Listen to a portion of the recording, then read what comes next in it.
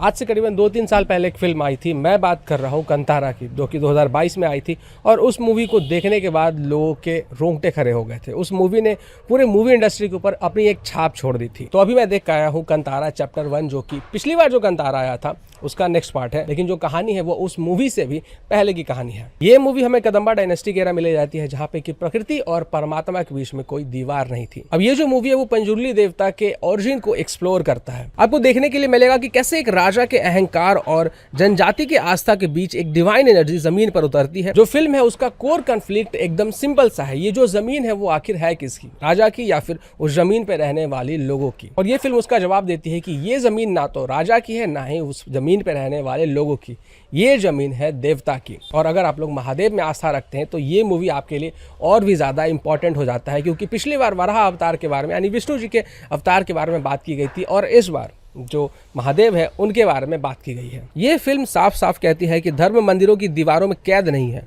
वो बहती नदी में है, ऊंचे पेड़ों में है, उस पवित्र मिट्टी के हर एक कण में है। जैसे महादेव हमारे आदि योगी है, सबसे बड़े तपस्वी जो प्रकृति में बसते हैं, वैसे ही इस फिल्म का हर फ्रेम आपको उसी प्राइमल एनर्जी, उसी रॉ डिविनिटी से जोड़ता है। ये मूवी एक तरीके से धर्म युद्ध के जैसा है, जहाँ पे कुछ लोगों को ये सुपरस्टिशन दिखता है तो वहीं पे हमें ये सच दिखता है। ये मूवी बताता है कि हमारे देवता सिर्फ मिथ नहीं है, बल्कि साक्षात सत्य है। वो लिविंग ट्रूथ है जो हमें गाइड करते हैं और हमें प्रोटेक्ट करते हैं। जो ऋषभ शेट्टी का कैरेक्टर है उसके आंखों में वो आग है, उसके तांडव जैसे क्रोध में आपको महादेव का अंश दिखेगा। ये फिल्म इस बात को रीएस्टैब्लिश करता है कि हमारे देवता सिर्फ मूर्तियों में नहीं है, बल्कि पूरे ब्रह्मांड में है, अ लिविंग ब्रीदिंग रियलिटी। अब मूवी का जो फर्स्ट हाफ है वो आपको थोड़ा सा लेंदी लग सकता है, लेकिन मूवी का जो सेकंड हाफ है वो जितनी भी कमियां हैं उसको खत्म कर देता है। मूवी का अगर आप क्लाइमेक्स देखोगे तो क्लाइमेक्स में आपको बहुत सारे ऐसी चीजें देखने के लिए मिलेंगी जो कि आपको ट्रेलर में बिल्कुल भी नहीं दिखाया गया है। अगर कोई व्यक्ति सोच रहा है कि इस मूवी के बारे में हर चीज ट्रेलर में दिखा दिया गया है तो वो बिल्कुल गलत है। मूवी के अंत में आपको एक ऐसी मिस्ट्री अनफोल्ड होती हुई दिखेगी और एक ऐसा अनएक्सपेक्टेड मोमेंट आएगा जिसके बारे में आपने सोचा तक नहीं होगा। वो मोमेंट जब आएगा तो मैं लिटरली आपको बता रहा हूं कि आपको गूज़बम्स नहीं आएंगे, ऐसा फील होगा कि आपके जो रोमे है ना उसमें जेल लगा के उसको खड़ा कर दिया गया है। अब ये जो मूवी है ना एक बहुत ही इंपॉर्टेंट काम कर रही है हमारी सोती हुई जो चेतना है उसको जगाने की। कांतारा में जैसा हमें देखने के लिए मिला, और जो कांतारा चैप्टर 1 है ये उन लोगों के चेहरे पे एक जोरदार तमाचा होगा जो कुल देवता को या फिर ग्राम देवता को या फिर जो घर के देवता होते हैं उनको भूलते जा रहे हैं मॉडर्नाइज होने के चक्कर में। अब अगर ऋषभ शेट्टी के बारे में बात करें तो माइंड ब्लोइंग आदमी, मतलब इस आदमी के बारे में जितना बोला जाए उतना कम है। ये व्यक्ति अकेले सब कुछ कर रहा है, एक्टिंग कर रहा है, डायरेक्शन कर रहा है, मूवी इसने लिख दी, ऑल इन वन पैकेज है ये व्यक्ति। और क्या सॉलिड परफॉर्मेंस देता है, जब भी स्क्रीन के ऊपर आता है तब ऐसी परफॉर्मेंस छोड़ कर जाता है जो दिमाग से उतरने का नाम नहीं लेती है। पूरी मूवी जब आप देखोगे तो जो लास्ट के 20 से 25 मिनट है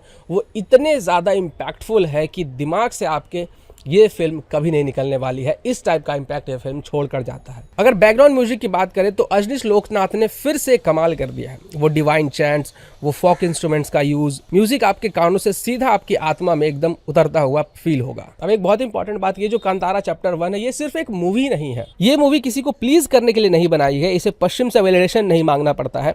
ये फिल्म अपने लोगों के लिए, अपनी जड़ों से, अपनी मिट्टी से जुड़ी हुई एक कहानी की है। जहां क्रिटिक्स को प्रोपेगेंडा दिखता है वहां हम भक्तों को अपनी आस्था का प्रमाण दिखता है। अब देखिए ऐसी फिल्म्स ना रोज रोज नहीं बनती है। ऐसी फिल्में 2 साल में, 3 साल में, 4 साल में, 5 साल में एक बार आती है। और जब ऐसी फिल्म्स आती है तो हमें ऐसी फिल्म्स को सपोर्ट करना चाहिए, क्योंकि आपको पता है कि जो मूवी इंडस्ट्री हमारे देश के अंदर वो किस टाइप के मूवीज़ बनाते हैं और किस टाइप के प्रोपेगेंडा फैलाते हैं। अगर ऐसे मूवीज़ को हम लोग सपोर्ट नहीं करेंगे तो फिर कौन करने आएगा। जो लोग लेफ्टिस्ट विचारधारा को प्रमोट करते हैं, अलग अलग तरीके से सनातन धर्म को टारगेट करने की कोशिश करते हैं, वो लोग तो चाहते ही रहते हैं कि इस तरीके की फिल्म जो कांतारा मूवी आई है इस तरीके की फिल्म ना बने और लोग ऐसी मूवीज़ को सपोर्ट ना करें। क्योंकि अगर ऐसी मूवीज बननी शुरू हो गई तो ये जो लेफ्टिस्ट प्रोपेगेंडा है और ये जो वामपंथ सोच वाली, विचारधारा वाली मूवीज वगैरह बनाई जाती है सनातन धर्म को टारगेट करने के लिए, वैसी मूवीज चलनी बंद हो जाएंगी। और जब ऐसी मूवीज चलनी बंद होगी तो उनके डायरेक्टर्स, राइटर्स और प्रोड्यूसर्स बैंकरप्ट हो जाएंगे। तो ऋषभ शेट्टी ने एक बहुत बड़ा रिस्क लिया है इतने सारे मॉडर्न टाइप के मूवीज के बीच में हमारे रूट्स, हमारे कल्चर से जुड़े हुए मूवी को बनाकर हमारे सामने प्रस्तुत करने की।